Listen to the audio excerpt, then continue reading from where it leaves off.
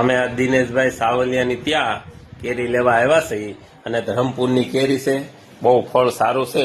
તો દિનેશભાઈ, જય સ્વામિનારાયણ, જય દ્વારકાધીશ. આ કેરી છે એ ક્યાંથી લાવો છો તમે?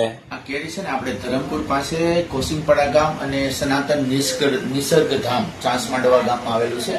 ત્યાં આપણે શ્રી કોસિંગપડાના સંત સ્વામી શ્રી જે સ્વામીજી છે તો બ્રહ્મસ્વરૂપ સ્વામી અને ચાંસમાંડવા જે આપણે નિસર્ગ ધામ છે ત્યાં દિવ્ય સ્વરૂપ સ્વામીજી તેમના આશ્રમેથી કેરી અહીંયા આવે છે. અને એ વિસ્તારની અંદર સ્વામી સેવા પ્રવૃત્તિના ઘણા બધા કામ કરે છે કે શિક્ષણથી માંડીને અનાજ દેવું, કોઈ મંદિરો બાંધી દેવા, આ છે તે ઘણું કામ કરે છે.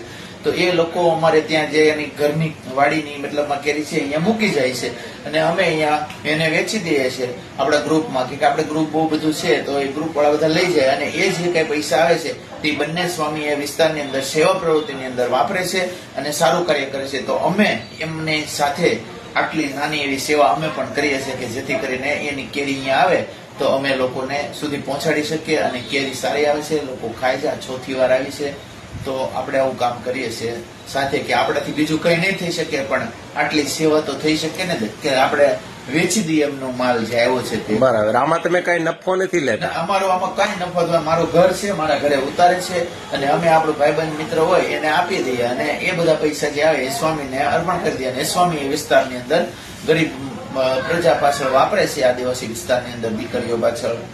અને કોસિંગપડા આશ્રમ છે સરસ મજાનો, તમે પણ મુલાકાત લઈ શકો છો. એકવાર આવો, મુલાકાત જરૂરથી લો. સરસ. તો દિનેશ મામા, બહુ તમે સારું કામ કરો છો.